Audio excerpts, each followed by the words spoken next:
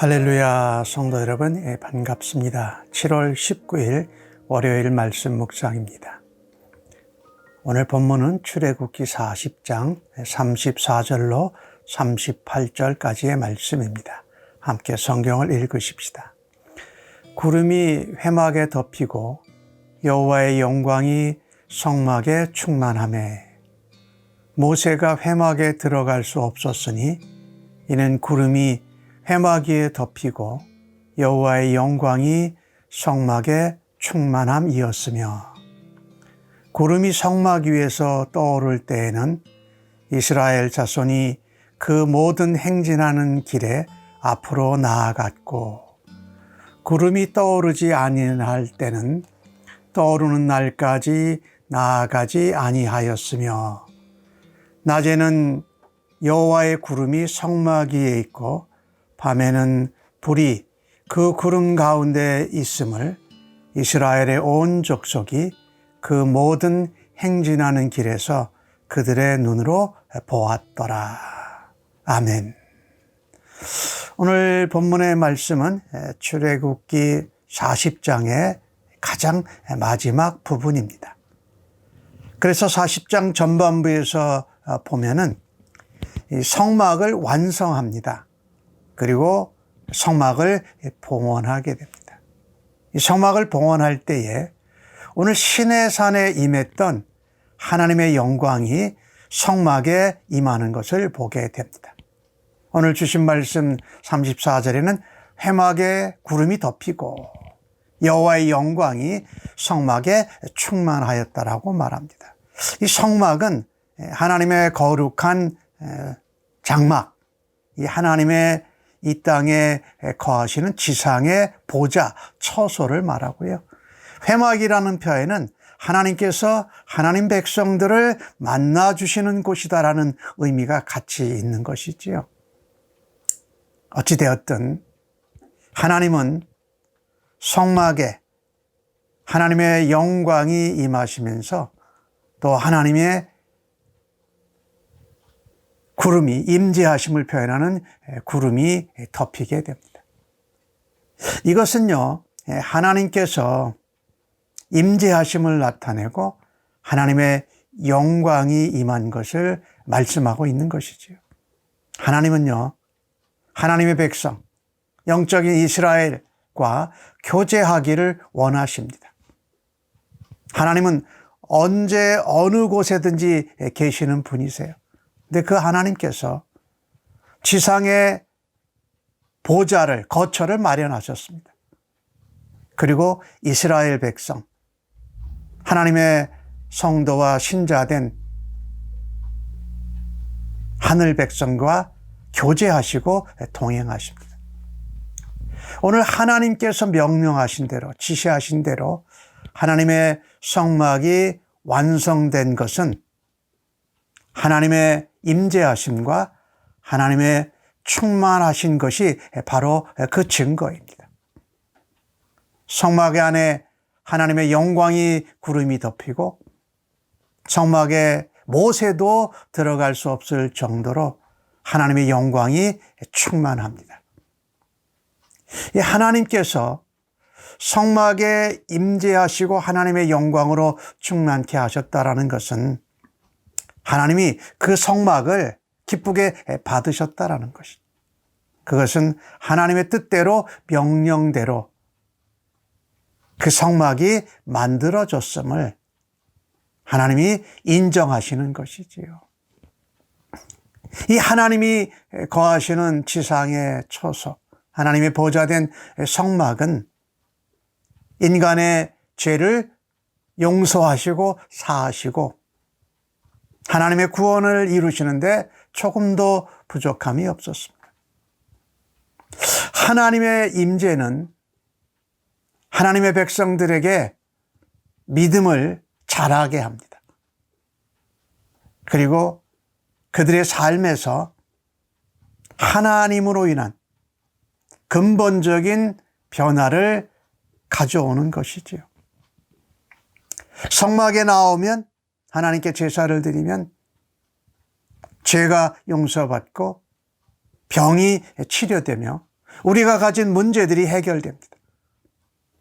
그래서 하나님과 함께 교제하고 하나님 앞에 예배하고 제사할 때 우리는 잃어버렸던 기쁨, 우리가 놓쳐버렸던 평안이 하나님 앞에 나올 때에 회복된다라고 말씀하고 계신 것입니다. 오늘 이스라엘 백성은 하나님의 임재와 하나님의 영광이 충만한 것을 통해서 그들이 애굽에서 나오고 이제 광야를 행진해 갈 때 새로운 전기, 새로운 삶의 시작이 이제 되는 것입니다. 이 하나님 앞에 나올 때에 성도의 삶이 인도함을 받습니다. 그리고 하나님의 영광과 은혜와 함께 동행하심이 충만한다라는 것입니다. 그 변화가 무엇이었을까요? 시내산에서 하나님의 임재와 영광을 보았습니다. 시내산은 움직일 수 없는 고정된 곳이었죠.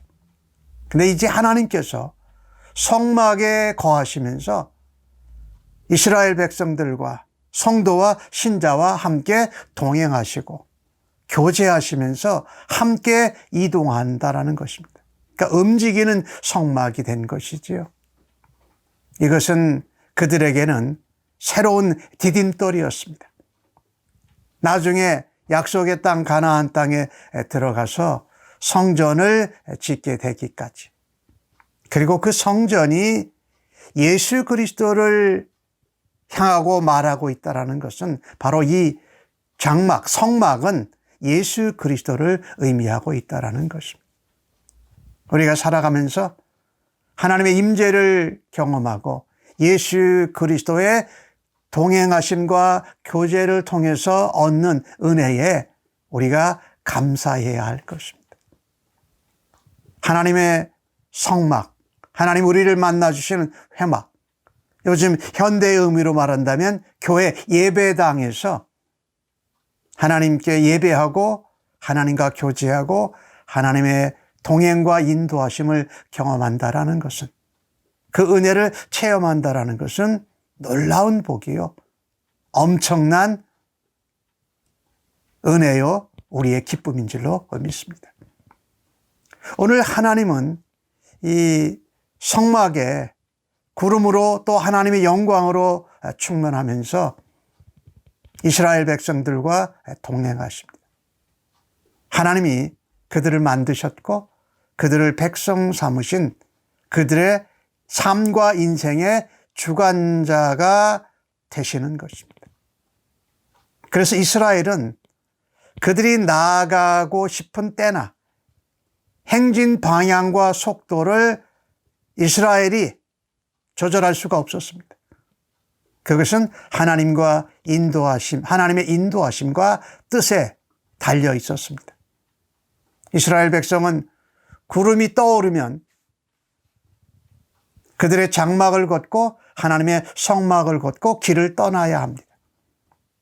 그러나 구름이 제자리에 머무르면, 가지 않으면 다시 그들의 장막을 펴고 성막을 세워서 그곳에 머물러야 했습니다. 이스라엘 백성에게는, 성도에게는, 신자에게는 언제 가고 언제 멈출지에 대한 결정권이 없다라고 하는 것입니다. 그것이 하나님께 있다. 아무리 이동하고 싶어도 구름이 멈춰 있으면 가지 못하고 멈춰야 합니다. 아무리 쉬고 싶고 피곤해도 구름이 움직이면 따라서 움직여야 합니다.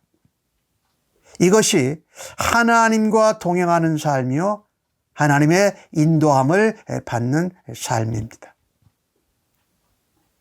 하나님 눈길이 머물고 하나님의 마음이 머무는 것, 하나님의 말씀이 가라 하면 가고 하나님의 말씀이 멈추라 하면 멈추는 것, 이것이 하나님과의 동행이요, 하나님의 인도함을 받는 삶인 것이지요.